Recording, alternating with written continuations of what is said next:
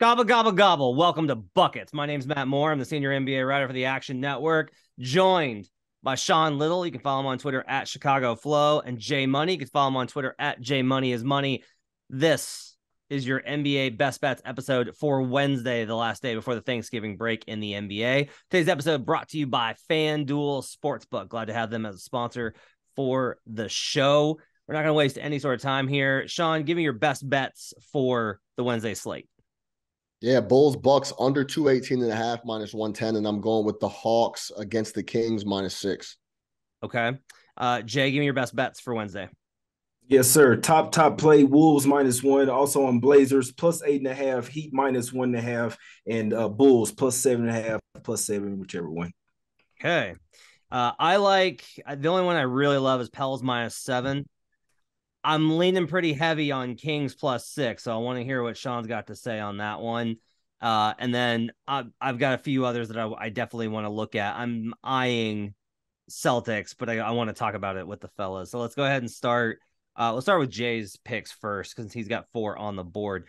Jay, all right, let's start with Blazers. You like Wolves the best. Let's start there. So the Minnesota Timberwolves are a 1-point favorite on the road versus the Indiana Pacers. Both teams got normal rest spot, 1 day off. Why do you like the Wolves here so much versus a team in the Indiana that's been so red hot lately? Yeah, Pacers been red hot lately. Have won 5 straight, but that's over the walking wounded Raptors. They beat the Hornets, the Rockets, and the Magic twice in a row. So I can't say I'm not impressed with the Pacers. I like what they're doing over there, but it's definitely levels to this, and the Wolves are definitely further ahead in my opinion. 6-2 against the spread last 8 meetings in Indy, 4 straight wins. They're gaining confidence and momentum as well. They match up well across the board versus this team. Have plenty of size and length. Pacers are 9-1 against the spread last 10, but it's been over a week competition in my opinion. They do have the Nets on deck, so facing a Western Conference team with a bigger Eastern Conference team on deck could be somewhat of a look ahead spot. Regardless of that, give me the Wolves here -1 to win this game and keep it going. All right, so I noticed something interesting today when I was looking at I was going through some research on Indiana. They have faced the 28th toughest schedule in the NBA, 25th toughest offensive schedule, and the 29th toughest defensive schedule in terms of like 25th toughest opponents by defense, 29th toughest by offense. So that's definitely boosted them. I think the problem here is Minnesota's equally rough in that regard. 27th toughest strength of schedule overall, 28th toughest offensive schedule in terms of their defensive opponents, and 22nd toughest defensive opponents via dunksandthrees.com. So this is basically 2 teams who have the Wolves have a shaky record and performance resume versus a weak schedule. The Pacers have an impressive one, mostly because we thought that they were going to be terrible and they're not. Power rating, I make this plus 1.4, and that's with a lot of adjustments. On matchup, which kind of factors in how these teams play, I make it essentially pick. So I've got a little bit of a lean towards Indiana on that one. I don't want to play it. I think the only concern here is I'm with you on the idea of Indiana being not as good as the record shows. What makes you think Minnesota is good enough to win on the road in this spot? Yeah, the Timberwolves are starting to put together. This is a team that's a lot better than their record suggests. They've kind of been playing around. I remember they did this last year as well. Kind of started out slow, start to put things together. And I really like what I saw in that Heat win. They were down double digits at the half, played a lot of lockdown defense in the second half of that one, and put together things offensively as well. So I like where this team is going. Like I say, they're gaining momentum and confidence. I think they make it 5 straight wins here today. All right, so you like the Blazers plus 8.5 versus the Cavaliers. Cavs are on a 3rd and 4, so this is actually a bad rest spot for the Cavs. Blazers on normal rest in this one. I've got this as -8, so a little bit of an edge on Portland, depending on the number you get at. I've got a power rated at -5, so a little bit more of an edge on Portland. It's not enough for me to play it. I like the angle. I don't think it's enough for me to get there. Try and sell me on it. Why do you like Portland so much? Yeah, it's pretty simple here with me. Off 3 straight losses for the Blazers here. This is a bounce back spot. You do get a double revenge spot as well from last year. And it's more on the Cavs for me. I love this Cavs team. I follow them very closely. This is a sandwich spot. I was all over this team the other day versus the Hawks with playoff revenge. And now, when obviously the Hawks kept the Cavs from making the playoffs last year, cashed the trifecta spot with them. Now they have the Bucks on deck. This is a sandwich spot. You're facing a Western Conference team in the middle of 2 Eastern Conference matchups as well. Huge look ahead to the Bucks on Friday here. And in general, I do think there's some substance to fading some of these home teams right before Thanksgiving. You have a lot of family over, a lot of distractions as well. But aside of that, give me the Blazers here plus the 8.5 versus the Cavs. It's probably looking ahead to the Bucks the next game. You like Chicago here coming off of their best win of the season versus the Boston Celtics. That's a pretty bold selection here. I've run through you this before. They're facing the Milwaukee Bucks, normal rest for both teams. I'll tell you that like my numbers definitely say like, okay, there's a little bit of value on Chicago, but like Jay, I'm begging you, Jay, I'm begging you, I'm begging you, do not bet against Mike Budenholzer at home versus a division team. Don't do this. I love when people tell me not to take a play. It almost cashes every single time, man. But this is a playoff revenge. This is a playoff revenge spot for the Bulls here, guys. This playoff revenge is something that I figured out over the past 3 years. It's a real high motivational spot. It doesn't matter that you're going to win the game, but you get peak motivation. That's all you can ask for in today's NBA. When you lose to a team and they kick you out of the playoffs, you're literally working on your game all summer, thinking about how that team put you out, and you can't wait to face them again as well. They did face off in the preseason. They smacked the Bucks up in there. And no, it's just preseason, but still, give me playoff revenge here. To offer confidence boosting win versus the Boston Celtics. They're playing a little bit more defense this year. Even the coach said it. They're playing a lot better versus these top tier teams this year, whereas last year they were getting smoked by every great team. They're 9-4 against the spread last 13 in Milwaukee. Bucks only 1-4 against the spread last 5 games, and they also have the Cavs on deck as well. I know they've owned the Bulls of late, but give me the Bulls here plus the points. It wouldn't be a bit surprised to see them win this game out right here, man.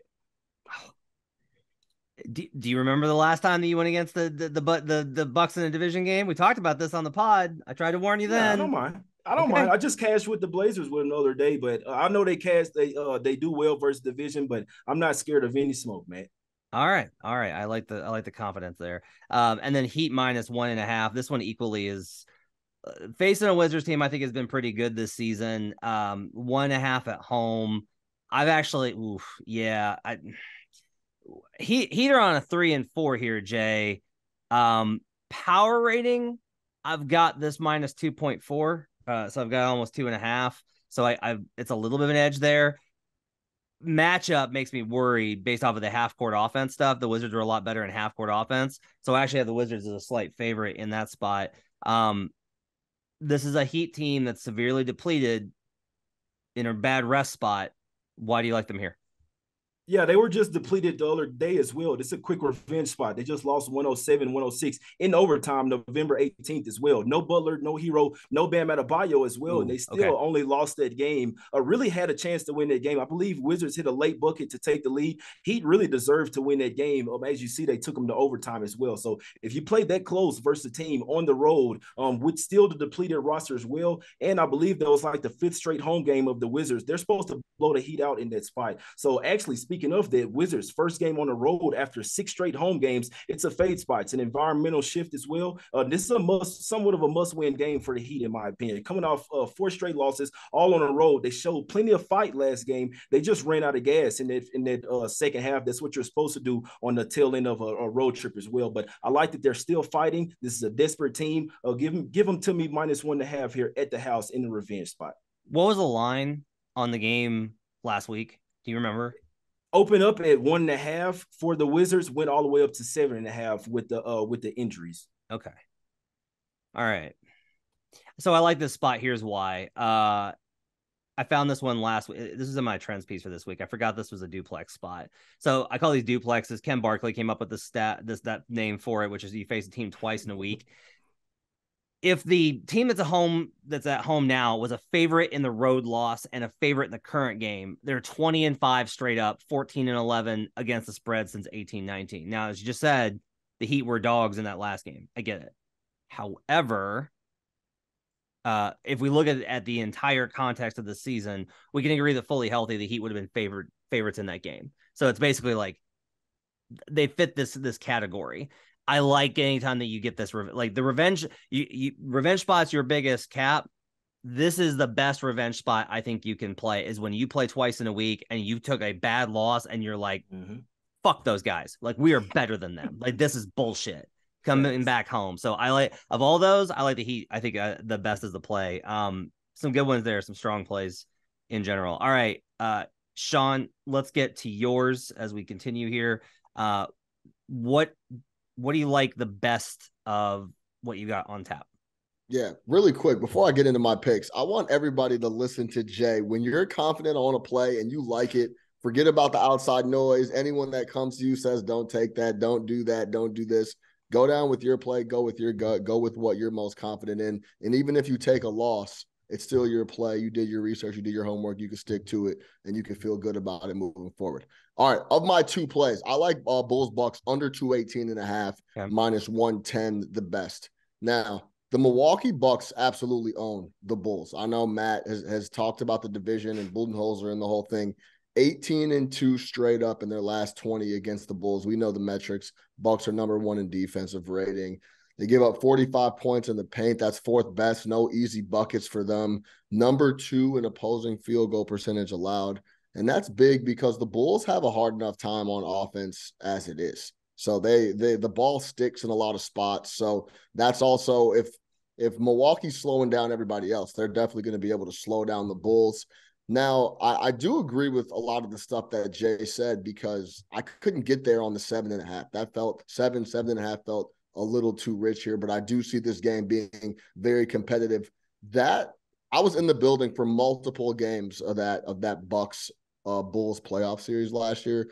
That was one of the most demoralizing series I've ever been a part of as a Bulls fan. It was just very clear that they were a higher caliber squad on the court. We couldn't keep up with them at all, and they were just busting us up every other night. So this is a really big revenge spot, but also the Bulls are playing better on defense, just like Jay alluded to as well. 10th in defensive rating. They rebound the ball really well. Both teams are also middle of the pack in pace, tied at 15th, extremely familiar with each other. They're going to be able to go head up. It's going to be a competitive game. Like I said, this is the first time outside of that preseason game. This is the first time they're playing since that embarrassing playoff series in round 1 that the Bulls had versus the Bucks. Listen to these points put up by the Bulls in those 4 losses. They put up 86, 81, 81. Let me repeat that for you. 95 points, and then they put up 100 points. So they struggle with this team, the Bucks, especially on the road in this matchup. I think it's going to be a very low-scoring, grinded-out type of game. It could be competitive. I don't see either squad putting up a ton of points, though. Also, the Bulls, if you're watching the Bulls like I am, on offense, they're just broken. They're not very good on the offensive side of the ball. They scored 107 points at home to the Magic. That's a terrible defensive team. They couldn't get it done at home. They put up 103 against the Nuggets. That's also a suspect team on defense. And last but not least, Zach and DeMar DeRozan are going to have to deal with my guy, J. Drew Holiday, at some point in time and a good portion of that game. I just don't see this being very high scoring. I like also, if Pat Williams and DeMar DeRozan hit a combined 6 threes, I'm going to fly Matt and Jay out to New York, and I'm going to buy courtside seats at any Nets game that they want to go to. We can have drinks at my place and walk down the street to Barclays. So that's not going to happen. A very, very good shooting game from the Bulls against the Celtics. They're clearly best performance of the year offensively against the Celtics the other night. So I like this spot under 218 for Bulls. Bulls and yeah. So all right, I got a couple thoughts on this. Yeah. First off, if tomorrow Chris Middleton pops up questionable on the injury report, he got recalled from the Herd, their G League affiliate, on Monday. If he pops up as questionable on the report tomorrow, does that change your cap at all? Not too much because it's his first game back, obviously. Right. My guess is they'll try to get him incorporated. That might slow them up even more on the offensive end overall. I agree. Overall, yep. Overall, I think it's just a low scoring, grinded out type of game. The Bulls struggle with these guys, but they also play better defense. I think it's just a grinded out type of Yep. game. 110, 105 type of game.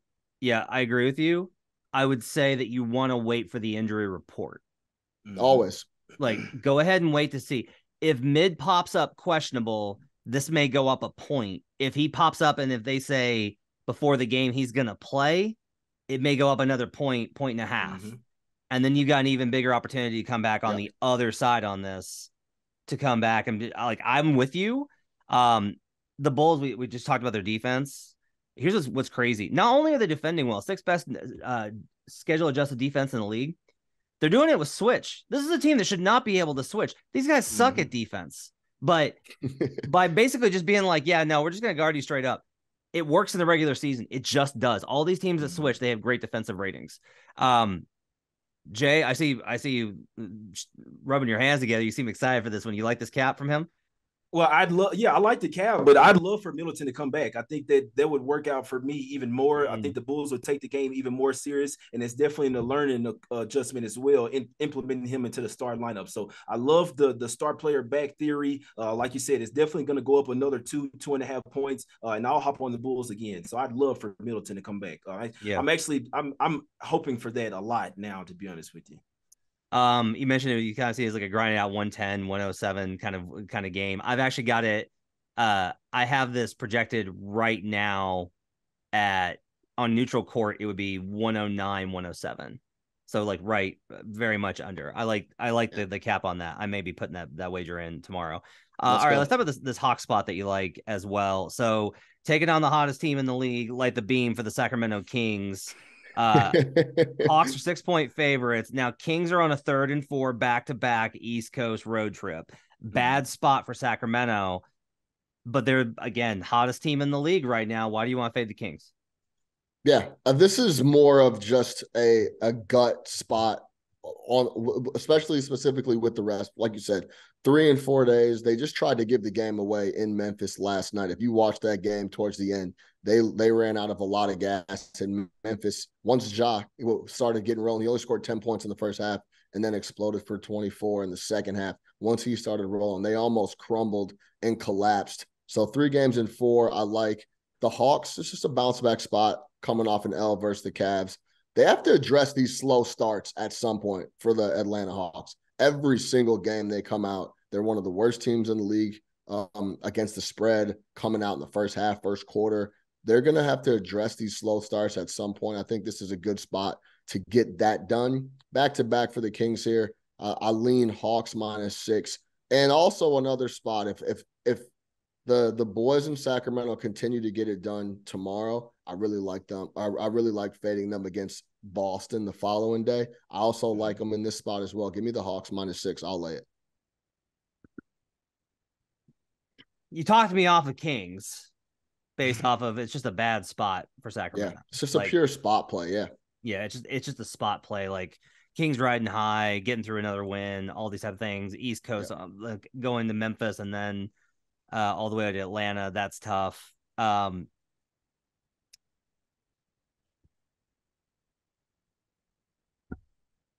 will say this season so far, Kings have been pretty good in low rest spots, right? But this is also probably when the market starts to catch up with them a little bit. Like I noticed in trends, like they were the best team against the spread too, right? You don't see teams that win like this and then they were in that really good spot. But now they're getting enough attention that probably the market's going to have to account for that a little bit. I definitely can't go Hawks here just because I make this I literally make this Kings -6. Like I literally that's what I've got based off of the regular season performance because the Hawks have been so bad in transition. Like the Kings really bad to put up a huge number on them. But yeah, they're really bad in transition and they don't shoot any threes. So if it's one of those things where if they get down, they're just not going to come back. But we were talking about toughness of schedule earlier. I mean, we know the Kings are winning games, but listen to the squads that they're beating. So they did get a good W against Memphis. The Grizzlies were 6-1 coming into that game at home. Very good home team in the Groundhouse. We know that. But Ja's coming off an ankle, no Bane, right? So then they beat. Let's go in order. They beat the Pistons, the Spurs, the Nets, they put up 153 on. We remember that game. They beat the Warriors. The Warriors are brutal on the road. Then they beat the Lakers. And then the other quality win on this win streak is the Cavs. They did beat the Cavs. So those are the wins in a row. This is a really bad spot, in my opinion, for them to continue to string these games together. I'll take the 6. I'll lay the 6 with the Hawks, and I'll probably be in a spot to fade them again against Boston the following night or a couple of nights later. But guys, I just want to say something real quick. Sean made a really good point there. Hawks starting out slow. The Kings have been starting out fast. I mean, the Kings' first quarter could be a look here. I'll be honest with you guys. I kind of have some info on the Hawks that they're disconnected right now with John Collins. You see them time and time again trying to trade him. I don't think anyone wants him, but he's disconnected with the team. I'm watching these guys. They don't really want to pass him the ball right now. When he gets the ball, sometimes he's not passing it. I sense something up with this situation. They start to play AJ Griffin a lot more. I think he fits better with the team. They're really close to moving Collins. I think the Hawks will be a buy-on team once they get rid of him. Right now, he's somewhat of a cancer. And they face the Raptors, a walking wounded team. I remember I saw all my guys hopping on the Raptors. I'm like, why are you guys like the Hawks here? What happens? Their game was a lot closer than it should have been. They didn't cover spread, only won by 2. Lost by the Cavs. I'm so glad. But this is my points on the Kings here. They're 7-1 against the spread last 8 games, like Matt said, or number 1 team covering spread in the NBA. Double revenge spot as well from last year. They have the number 1 offensive rating in the NBA over the last 5 games and for the whole season. They're absolutely unstoppable right now. 7 straight wins. I mean, the only thing you can do is knock down the teams that's in front of you, right? So, Huerter, revenge game as well. Look for Kevin Huerter to go over his points prop tomorrow. That's another inside info. He's really going to be turned up to go up against Atlanta. They traded him away. He wasn't happy about it at first, but he seems pretty happy right now. 5-0 against the spread and back-to-backs for the Kings right now. So the rest hadn't really affected him. Like I say, Hawks disconnected, 1-4 against the spread last 5. Also 1-4 against the spread last 5 versus winning teams. So maybe the Hawks are just those type of teams that they'll beat up on the bad teams versus the somewhat average, the top tier teams. They may struggle at least for right now. So it's actually Kings are nothing for me here, but I think the stronger play, obviously they could run out of gas, guys. It's not a good spot. I'd look at Kings first quarter, and I'd be looking at Kevin Huerter props in this one. Yeah. I mean, all the things you just laid out really quick, man, all the things you just laid out, and then they come out and hang a number that's -6 for the Hawks. I think it's just screaming the spot is going to be too tough for the Kings to bounce back here and then put another really solid game together against a really good Hawks team when they get out and they're playing efficient hoops. They don't even shoot the 3, and there's been games where they put up 120, 125. So I really like the Hawks in this spot.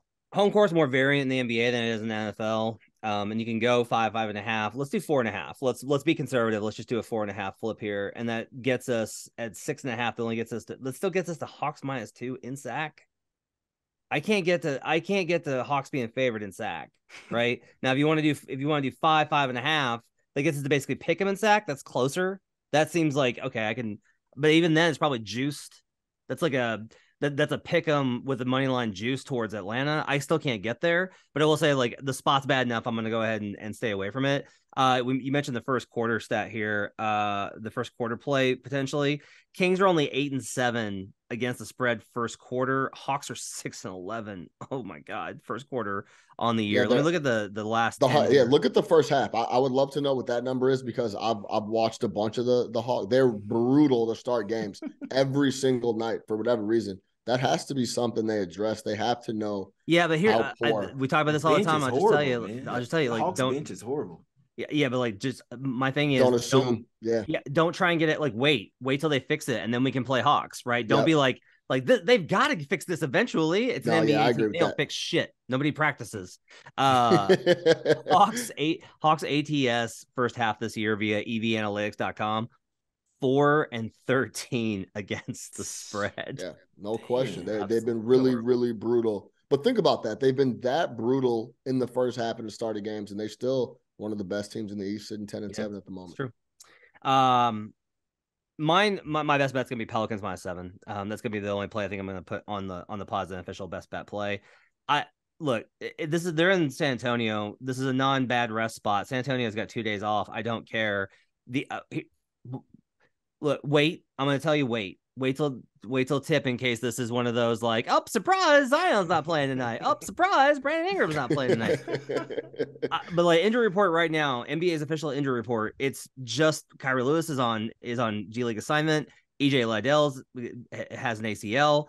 Trey Murphy has illness and a right foot contusion. He's doubtful. That's huge. Like Trey's been great for them.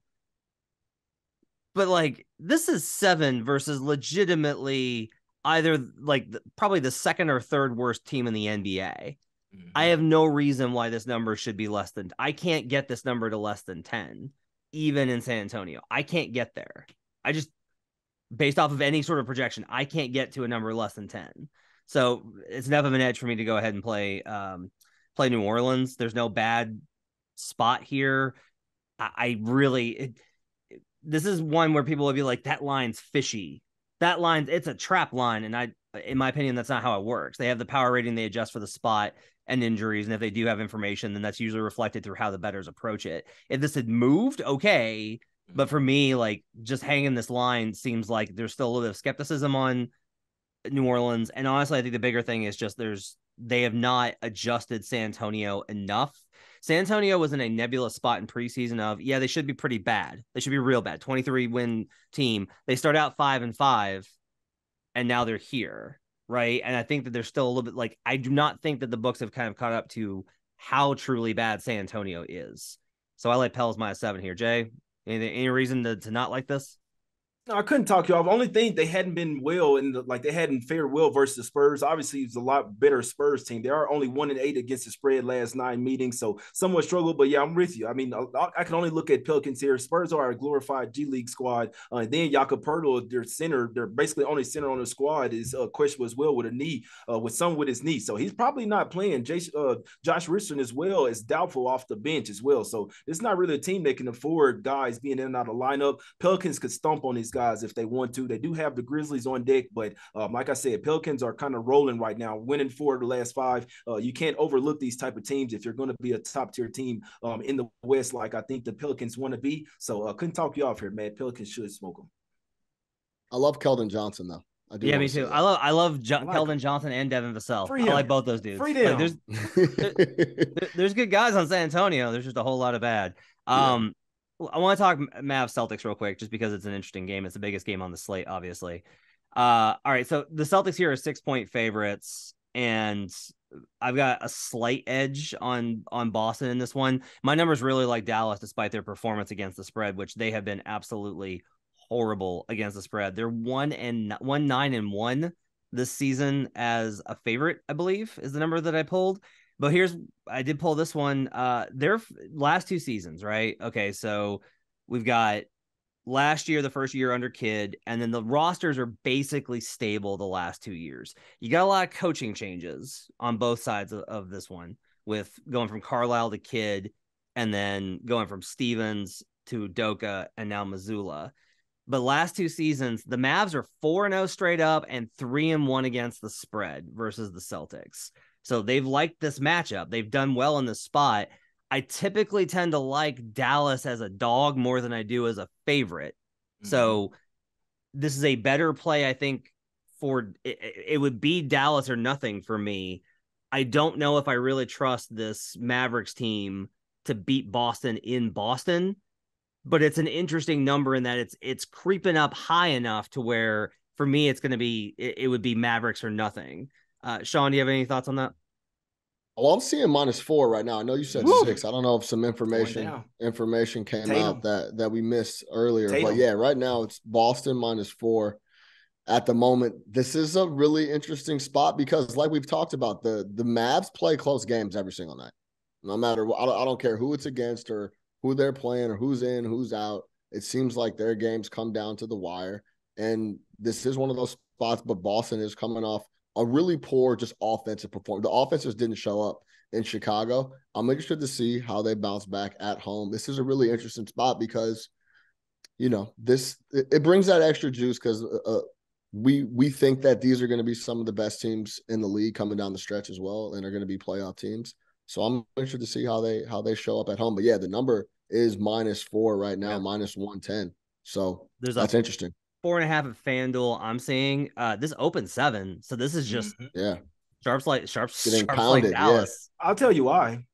Tatum's probably not playing here, guys. He had and I'll give you some angle that I've figured out over as well. And this works with all sports. When a team goes on a winning streak, 5, 6, 7, especially 9 straight winning streaks, after that first loss, is somewhat of an exhale spot the next game as well. You're just not really super juiced up to go balls to the wall, especially with a team coming off a finals appearance, finals loss as well. You don't want to extend all of your all of your energy in the regular season here. So I wouldn't be surprised if the Mavs get it done here. Like Matt said, 4-0 straight up and 3-1 against the spread last 4 versus Celtics. Take it even further though. They're 10-3 against the spread last 13 in Boston. So they play well in Boston historically off 2 days rest. But Dinwiddie did dislocate his shoulder last game. It only went out and back in, so not full dislocation, but he may not play here. But I don't think Tatum's going to play here. I think it speaks even more volumes to after that first loss, you just kind of take a little step back a little bit. He did tweak his ankle last game. So to see him pop up questionable here, I'd be really surprised if Tatum really forced it here and played, especially with all his ankle injuries in the past here. So Mavs plus the 4, plus 4.5 probably gets there. Don't be a bit surprised if Tatum sits this one out, and that's why the line's coming down. Yeah, Tatum's questionable with that ankle. That was on the official report. Spencer Dinwiddie also questionable, as well as Maxi Kleber with illness and a lower back contusion. That's going to wrap it up for buckets on the last day of games before Thanksgiving. Hope you guys have a great holiday. Thanks for joining us. Make sure to hit us with those 5-star reviews. We're so grateful for everybody being a part of our community and listening to the show every day. We love all the feedback that we've gotten from it. No show Friday for Black Friday. We're back on Monday with a recap episode and back to normal schedule next week. Hope you guys have a great holiday. We'll see you guys again next time. For J Money, you can follow him on Twitter at JMoneyIsMoney. Sean Little, you can follow him on Twitter at Chicago Flow. We'll see you guys again next time. Let's get buckets.